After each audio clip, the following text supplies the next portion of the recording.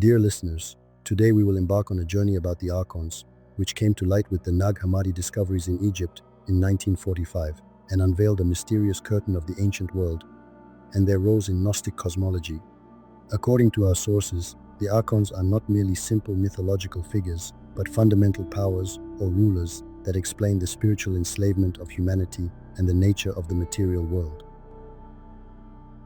In Gnostic literature, particularly in the work called The Hypostasis of the Archons, found among the Nag Hammadi texts, the origin of these beings is detailed.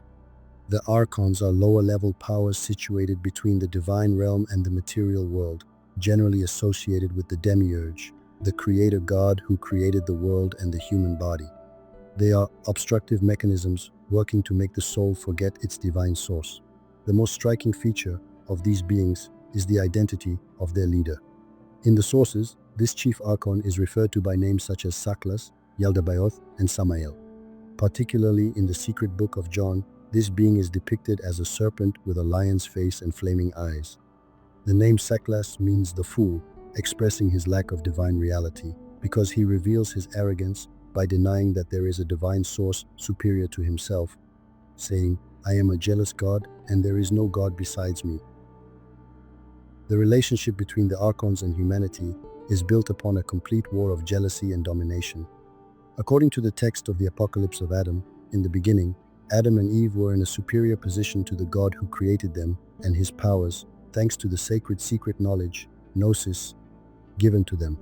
This situation caused the anger of the Archons.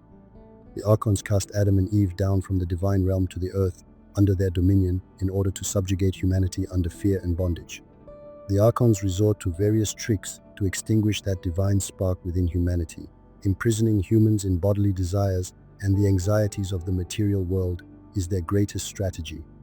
Adam and Eve's weakening and becoming mortal was made possible by Saklas, binding them to each other with sexual desires.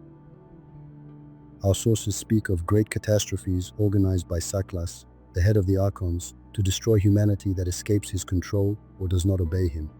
For example, the flood event, from a Gnostic perspective, is Saklas's attempt to punish humanity. Similarly, it is these dark powers that rain, fire, sulfur, and asphalt upon the earth to destroy the human race. However, each time, angels sent from the divine realm, figures such as Abrasax, Sablo, and Gamaliel, have saved those who possess sacred knowledge from these disasters and carried them beyond the domain of the Archon's sovereignty. The greatest defeat of the Archons is their encounter with the Redeemer or the Illuminator. This figure, sent from the divine realm, confuses the minds of the Archons when he comes to earth. The Archons cannot perceive the true nature and power of the Redeemer. They are so ignorant that they only content themselves with punishing the Redeemer's body in the world. They can never touch his spiritual essence. This situation shows how limited the authority of the Archons over the material world is and how much it is actually built upon illusion. In conclusion, these narratives about the Archons symbolize humanity's existential struggle in the material world. The Archons represent fear, ignorance, and all kinds of material bonds that pull the soul down. The most fundamental lesson that the Nag Hammadi texts teach us is that we can only be freed from the influence of these powers through sacred knowledge, Gnosis. The soul that possesses knowledge can pass through this cosmic prison built by the Archons and return to its true homeland, the divine light. Thank you for listening to me. May the light of Gnosis, not the darkness of the Archons, illuminate your path.